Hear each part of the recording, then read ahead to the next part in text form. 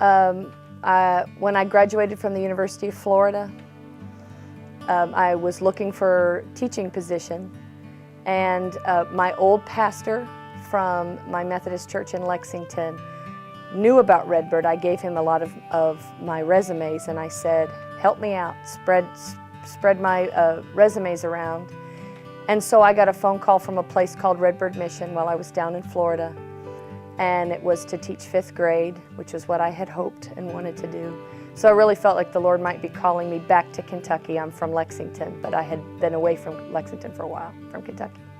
So it was an opportunity to come. I thought I'd come and spend a couple of years, and that was 21 years ago.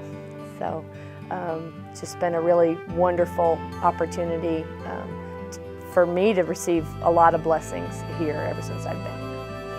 Back in 1992, I came as a 5th grade teacher. I taught for 5 years in the 5th grade. Then I took a break from the classroom and had my children, and I taught reading recovery for the 1st graders, and I did Christian education and led the music, and that was a wonderful experience. I then taught 1st grade for 7 years, went back and got my 2nd master's degree in counseling, and I've been the guidance counselor for 4 years now. One of the nice things about this school is that my first fifth graders are now parents of a lot of the children that we have now. So I get to see them now as parents, and then my first grade class is now our junior class. So to have been able to watch them grow has been a real treat. The fact that Redbird is a mission school is special to me because we're different from other Christian schools in that we don't ask for a large tuition, because we know that our focus is to minister to our local families and our local children.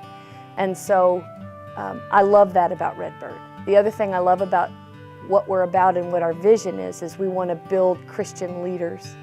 We want to give the children in these rural areas an opportunity to have an excellent education with faith built in and throughout the curriculum.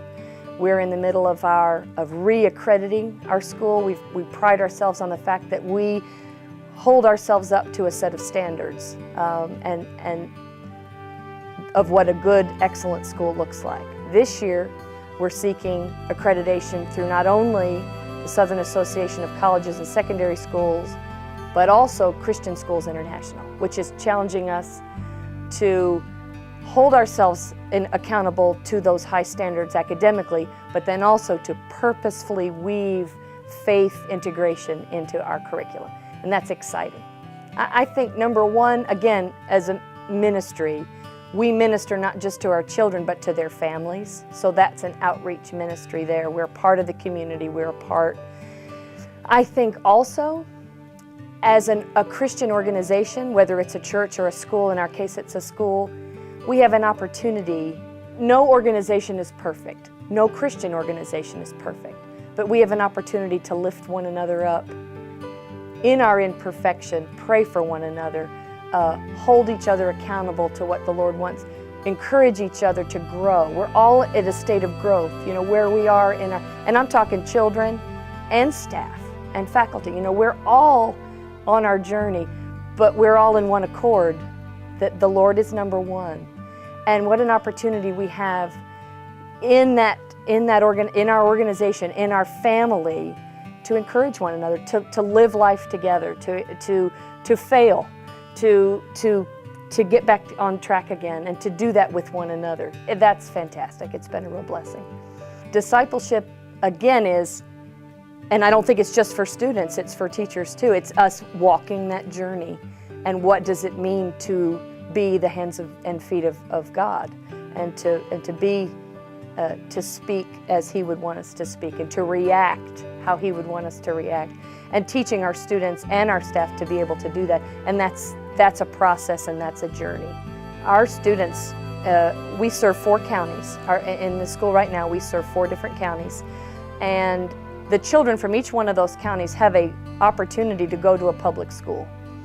The buses go right by their homes, just like ours does. but I believe that their families choose to send them to Redbird Mission School because it's a Christian school. And then also because we're a family. It's a smaller school. Their children have smaller class sizes. There are teachers we have local teachers, and then we also have teachers from all over the place. And they have an opportunity to see the world through our staff, our faculty, and through our curriculum. And I think that's what makes us different. I think the other thing, and I've said it before, is our focus on leadership. We want to build Christian leaders, Christian discipleship. That's something that's important to us, because the counties that surround us, very recently we had an entire county government be indicted. I think our students need to see what ethical, moral looks like, and to be able to apply that to their lives, to their professional lives, to their life after here. And we hope that the Lord allows us to plant seeds that will then make a difference for them in the future. People can get involved in Redbird Mission School through prayers, through their time. We have different opportunities to come and be a part of Redbird Mission School through our work camp, which is week-long times when they'll come into our community and get to make a difference for families, and then on campus for us as well, those of us that live on campus. Volunteers that come through make a difference for us as well. And the encouragement, the cards of encouragement, just visits, pats on the back, encouraging visits when folks come through the building. It makes a difference for us, it really does. Another way that they can give is by coming back, maybe for longer term volunteer. We have a volunteer quarters. We do provide housing for folks that want to give a year's worth of volunteer time through our school. And right now, this year, we are really reaping the benefit of God's calling numerous long-term retired school teachers who've said, I want to give back. I've known about Redbird for a long time. I want to come back to Redbird. Our students have really been blessed by folks that have answered God's call in that way.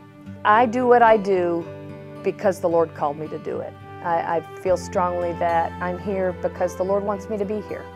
The last 2 years have been really challenging and really difficult because we weren't sure whether we would be able to stay open.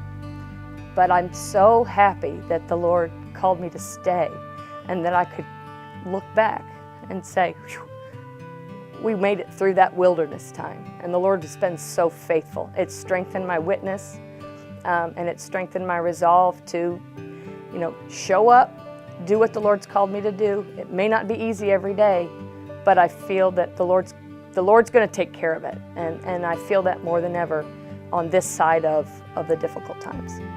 I love our students, and I love their families. It's a blessing to have been here for 21 years. And I look forward to what the Lord has in store for us in the future.